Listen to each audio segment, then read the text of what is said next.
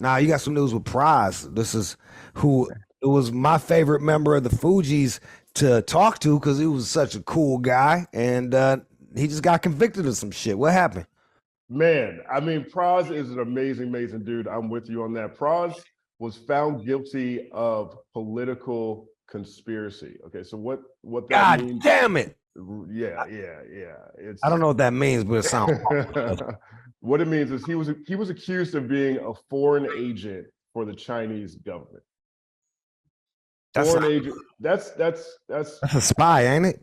That is what they're accusing him of being. Now, this is a long story told very quickly. In 2006, he meets a guy named Joe Low from Malaysia. This guy, Joe Low, stole $4.5 billion from the Malaysian Wealth Fund.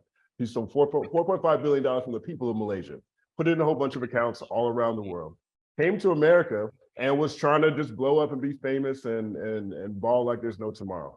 Meets Pras one night in the club, spends $1 million that night, buys drinks, bottles for the whole club and the club across the street. They stay in touch. Then hold up, bro. He bought bottles for the club across the street too. Across the street, it was a crazy flex. There was a bunch of Wall Street bankers there in his club saying guys. And he was like, "I got both these clubs." I'm not mad at that. Keep going. Sorry, that's good. So 2012, so about 6 years after they first meet, Joe Low reaches back out to Pras because he wants to get a picture with Obama. Pras was a surrogate for the Obama campaign in 2008, so he would go to these fundraisers and stuff. Right. Reportedly, Joe Low gave Pras $20 million for something, right? According to Pras, for something. Right. To a fundraiser for Obama, it was $40,000 a table, or a person, but they had to fill up a table. Pras takes $2 million of that, gives it to his friends. It's $40,000 each to give it to a friend so they can all sit at the table. And Joe Low's there, they get a picture, right? Okay. Doesn't seem like it's too crazy, but there's. And let me stop you too, because when I heard Joe Low, I was thinking like that's a rapper named Joe Low.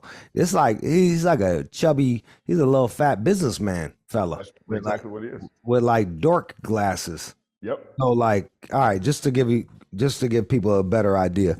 All right, so now let's fast forward a bit. You were saying? So that happens. Now, when that happens, Pras doesn't realize that he's under the scope. He doesn't realize that cats are watching, right? According to the deficit or the information that's coming out about the trial.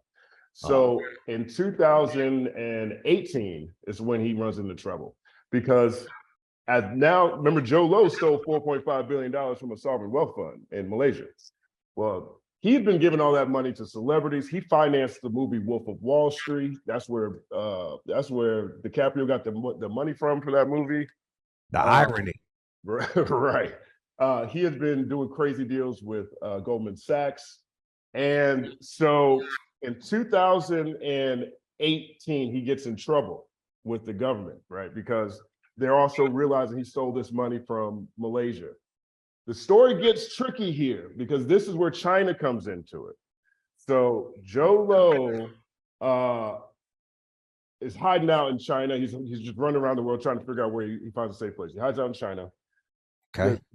And he reaches out to Pras for help. Now, since he reaches out to Pras for help, my understanding is that there was another deal with two people who were arrested in Chinese jails, and the U.S. had another billionaire named Go Guai. I can't pronounce it correctly. And so China reached out to Joe Low to get in touch with someone who had influence in the Trump administration, which turns out to be Pras. So they reach out to Pras to figure out how to broker this deal between the incarcerated person in China and the billionaire who's running from China.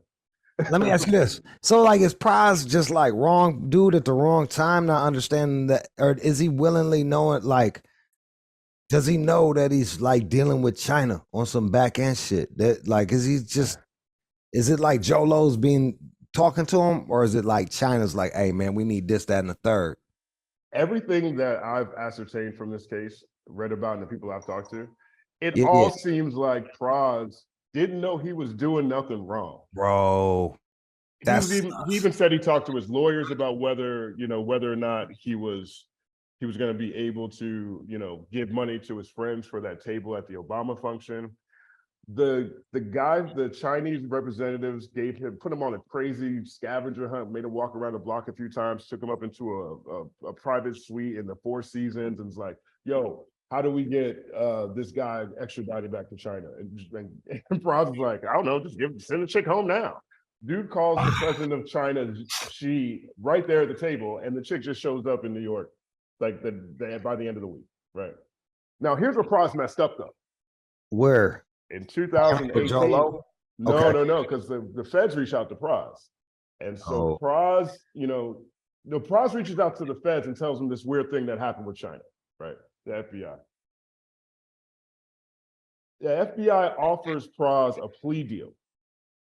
He's like, yo, look, man, hate to break it to you, but you got $100 million from a dude who stole $4.5 billion. All this stuff is way over your head. We're going to give you a plea deal. We'll just have to seize the majority of this money, right? Pras says no. What the fuck? He doesn't take the plea deal. Bro. So then... Wait, hold up, man. Hold up. They're like, hey, bro, by the way, Exhibit A, Jolo is fucking with Malaysia. Exhibit B, China. Exhibit C, blah, dee, blah. You're good. We just got to take this fucking cash.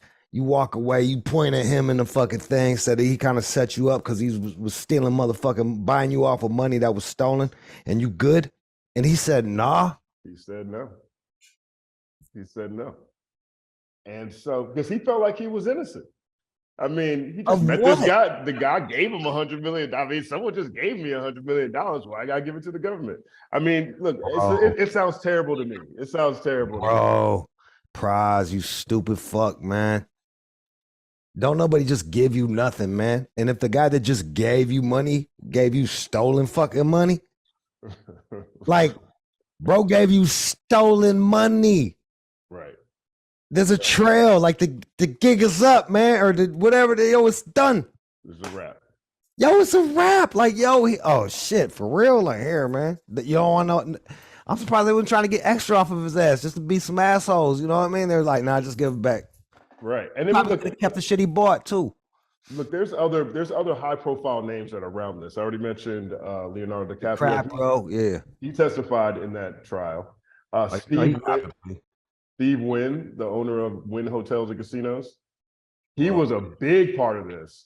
He ended up just getting he essentially got his case dropped. The Trump administration dropped his case when that happened. There's a couple of big guys in Goldman Sachs. One guy's about to do 10 years and the rest of them pretty much got off. So Pras is the last guy standing. And so somebody got to deal with this.